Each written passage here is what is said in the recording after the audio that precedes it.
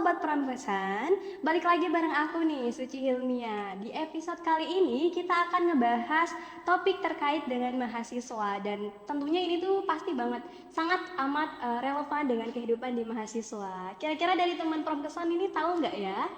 Oke, mungkin sebelum dimulai, aku ada pantun dulu nih sedikit. Oke, isi air sampai penuh. Di jalan ketemu sama teman lama. Kalau akademik bikin kalian jenuh, di sinilah kita akan hadapi sama-sama. Oke, jadi untuk topik kita hari ini tuh adalah kita akan ngebahas tentang tekanan akademik dan stres pada mahasiswa. Dan ini tuh benar-benar relate banget sama keadaan kita di sekarang ini ya guys. Oke, untuk memulai obrolan kita hari ini, aku nggak akan sendiri nih teman-teman. Aku akan ditemani oleh narasumber kita yang nggak kalah keren dan nggak kalah kece nih. Oke, mungkin kita dulu tiga. Halo Kak Kaira. Halo. Mungkin boleh perkenalan dulu kali ya Kak, karena tak kenal maka tak sayang. Baik. Oke, sebelumnya perkenalkan nama aku Kairan Hisan Fatian Nuryatin.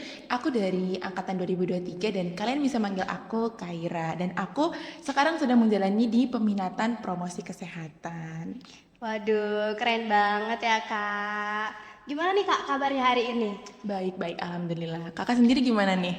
Alhamdulillah baik juga, cuma ya sekarang kan udah semester 5 ya, jadi kayak kalau kata orang sih makin tinggi tingkatan semesternya makin tinggi juga beban akademik yang harus kita jalanin gitu. Aduh, bener banget. Emang semester 5 nih lagi masa-masa gedebak-gedebuk gak sih, Kak? Nah, Kayak bener banget. setiap minggu ada aja tugasnya yang bikin kita harus ngejar gitu. Ya bener banget Kak, makanya nih sekarang kita bakalan ngebahas terkait dengan tekanan akademik dan stres mahasiswa. Karena ya kayak yang aku udah bilang tadi, ini tuh sangat amat relate sama kehidupan kita saat ini gitu. Supaya nantinya eh, aku maupun teman-teman pendengar Pramkesan bisa tahu nih gimana caranya untuk mengatasi tekanan akademik itu gitu Kak. Oke, jadi emang kita nih di sini buat sharing-sharing ilmu ya Kak, biar teman-teman nih lebih well educated gitu, biar kita nih bisa tahu nih faktor pemicunya apa, dampaknya apa, dan biasanya tekanan akademik nih dampaknya dan arahnya itu dari mana-mana gak sih Kak? Nah, benar banget Kak. Makanya nanti kita bakalan ngobrol santai-santai aja supaya nanti teman-teman pendengar Pramkesan juga punya insight baru gitu. Oke. Oke, mungkin kita langsung mulai aja ya Kak. Karena tadi udah kita singgung nih di awal topik obrolan kita tentang tekanan akademik dan stres mahasiswa. Dan biasanya kan ya beberapa mahasiswa itu nggak cuma fokus sama nilai dan tugas aja, tapi juga ada kegiatan lain yang mereka ikutin kayak organisasi lah atau kegiatan-kegiatan lain di luar kampus. Nah, kalau misalkan dari Kak Kaira sendiri nih, Kak Kaira merasa terbebani nggak sih?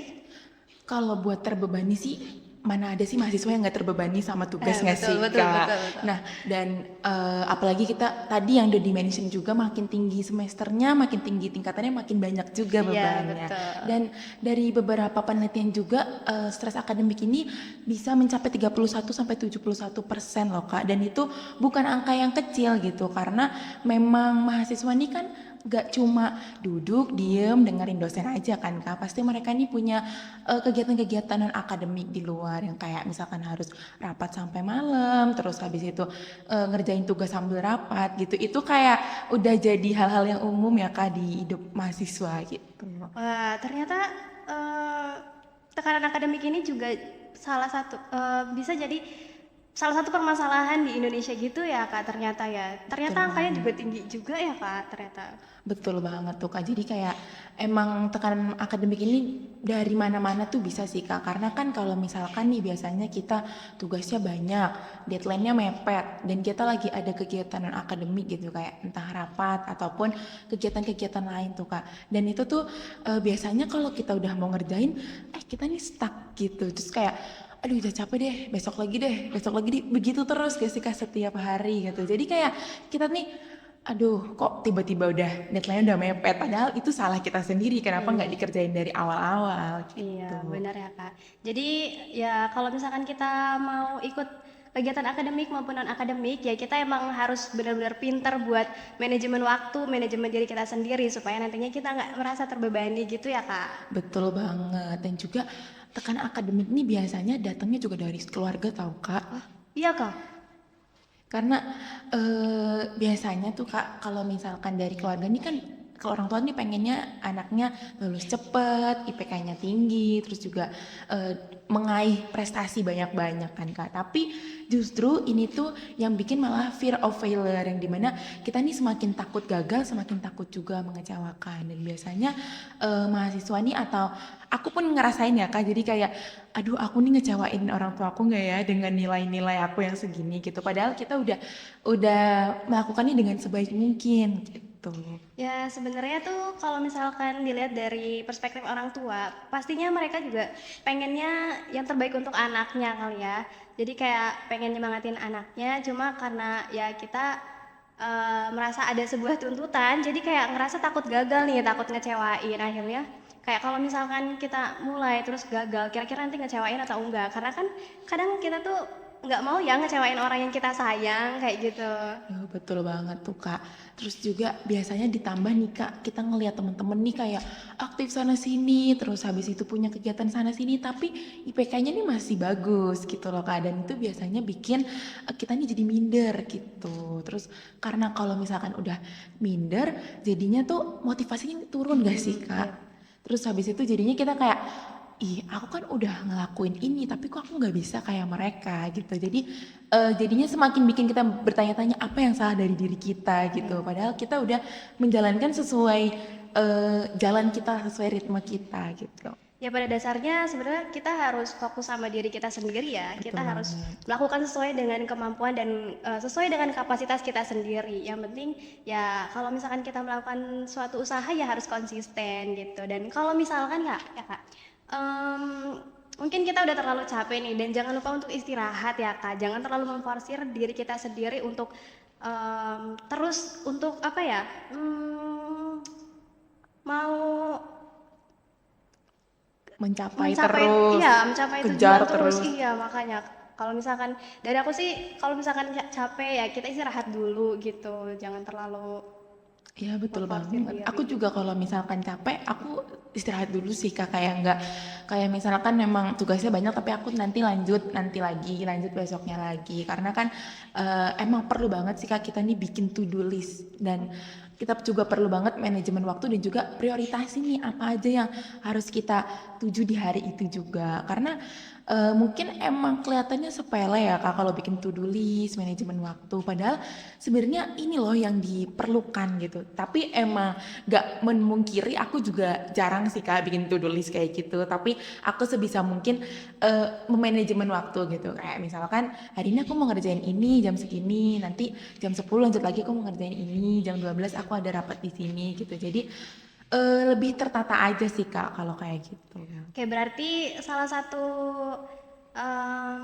cara mengatasi tekanan akademik itu sebenarnya kita harus menata apa yang harus kita lakukan gitu ya, supaya nantinya apa yang mau kita lakukan itu lebih terarah Iya, gitu betul ya. banget gitu. Kalau kakak sendiri udah sering nggak melakukan saat manajemen gitu to do list to do Kalau list? misalkan kalau misalkan dari aku sih jujur ya agak jarang ya, makanya sekarang nih sesi kayak gini nih sangat amat penting ya buat aku karena aku juga mendapatkan insight baru untuk bagaimana caranya kita mengatasi tekanan akademik gitu dengan cara yang tadi sudah Kak Kaira kasih ke kita ya tentang kalau misalkan kita ada tugas kita harus buat to do list kayak gitu.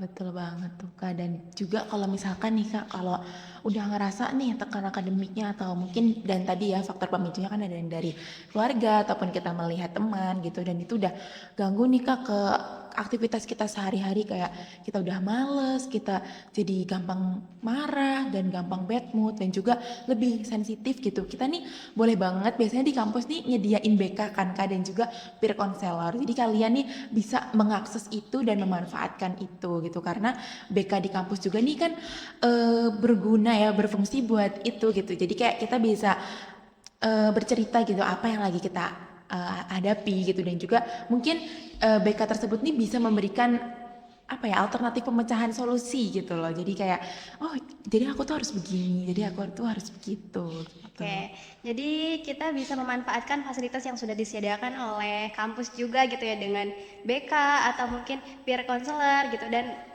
menurutku juga ya Kak, kalau misalkan kita cerita itu bukan berarti kita lemah ya Kak. Betul banget. Cuma ya kita kan butuh dukungan juga. Jadi mungkin dengan cara cerita, perasaan kita juga jadi lebih lega dan bisa menetralisir rasa stres yang mungkin lagi kita rasain gitu ya. Betul banget, karena biasanya anak sekarang nih kalau misalkan mulai untuk reach out cerita ke seseorang nih ngerasa kayak, ih aku lemah banget sih gini doang cerita, gini doang curhat gitu. Padahal itu tuh bukan bentuk lemahan seseorang ya Kak, malah itu tuh kayak kalian tuh bagus gitu, kalian tuh berani buat ibaratnya memvalidasikan perasaan kalian Oke, gitu. jadi dengan cerita tuh sebetulnya kita dapat perspektif baru ya Kak. Yes, Mungkin betul banget. dengan kita cerita nanti mungkin kalau misalkan kita ceritanya ke teman yang kita percaya, mungkin nanti mereka juga bakalan ngasih masukan, ngasih saran ke kita yang mungkin kadang kalau misalkan kita capek itu kita nggak kepikiran ke Iya. saran itu kali ya Kak. Betul banget gitu, dan kalau misalkan kalian ngerasa nih di BK atau di Perikanselar itu masih kurang cukup buat mengatasi masalah kalian, kalian bisa untuk ke lebih yang profesional nggak sih Kak? Dan itu harus diingat juga kalian ini untuk me-reach out fasilitas seperti itu, kalian tuh bukan orang yang lemah gitu, malah justru kalian ini berani sudah memvalidasikan perasaan kalian. Betul Tuh. banget Kak. Jadi kalau misalkan ada sesuatu yang bikin kalian ini kayak mengganjal di pikiran kalian, di hati kalian, jangan ragu untuk cerita dan jangan dipendam sendiri kayak gitu ya. Betul banget tuh Kak. Oke, tadi kan kita udah bahas tentang faktor-faktor pemicunya, terus juga cara mengatasinya. Mungkin dari Kak Kaira ada sepatah dua patah kata atau kata-kata semangat nih buat teman-teman pendengar Prom Kesan. Oke, mungkin sepatah dua patah kata nih ada ya Kak. Jadi kayak mungkin aku lebih meng-highlight kalau misalkan tekanan akademik dan juga stres akademik ini memang sebenarnya lumrah terjadi di kehidupan mahasiswa ya teman-teman. Jadi buat kalian nih gak apa-apa banget untuk reach out tadi yang aku bilang BK, peer counselor ataupun bahkan ke lebih yang profesional, dan juga jangan lupa untuk manajemen waktu. Dan kalau dipikir-pikir ya masa-masa seperti ini nih sebenarnya memang eh, daya juang kita gitu loh Kak, kayak ini adalah apa yang kita lakukan untuk membentuk kita di masa depan gitu. Jadi kayak dengan adanya mungkin tadi yang kalian merasa berat dengan tekanan akademik, stres akademik, tugas mepet gitu, itu malah menjadikan kalian ini lebih terstruktur nanti di masa mendatang, lebih menjadikan kalian di masa depan nih bakalan seperti apa gitu. Wah, sangat amat memotivasi ya teman-teman. Dan kalau misalkan kegagalan itu bukan suatu hal yang harus dirasakan secara apa ya? Pokoknya jangan terlalu fokus pada tuntutan dan beban yang kita rasakan gitu. Karena kegagalan tuh menuntun kita ke sebuah keberhasilan gitu. Karena dengan kegagalan kita tuh lebih dekat dengan keberhasilan yang sudah kita perjuangkan dari awal gitu ya. Betul banget tuh Kak, tadi ngomong-ngomong soal gagal, tadi kata dosen hygiene industri aku, beliau itu bilang kalau kita nih gak apa-apa nyoba sesuatu, karena kalau nyoba ini cuma ada dua kemungkinan, gagal ataupun berhasil. Tapi kalau kita nggak nyoba ya cuma ada gagal doang. Jadi mau gagal mau berhasil itu adalah sesuatu yang memang membentuk kita di masa mendatang sih Kak. Dan kalau misalkan gagal ya nggak apa-apa kita gagal. Yang penting nanti kita tetap bangkit lagi. Terus juga kita terus berusaha secara konsisten sesuai dengan kemampuan dan kapasitas diri kita sendiri gitu ya teman-teman. Betul banget. Mungkin jadi reminder juga sih buat teman-teman kalau kita nih punya ritmenya masing-masing nih Kak gitu. Jadi jangan kayak minder lihat dia kayak kok dia begini, kok aku masih di sini gitu. Nah, ini sebenarnya memang ritme kita aja beda. Sebenarnya kita juga melakukan hal itu, cuman mungkin jalannya aja yang beda ya, teman-teman. Oke, karena episode kita udah selesai nih teman-teman. Mungkin kita cukupkan aja ya. Waduh, sebentar banget ya Kak kita ngobrol-ngobrolnya Iya, nggak nih. kerasa ya. Cuma nanti kalau misalkan emang ada lagi, nanti kita ketemu di next episode nih. Oke. Oke.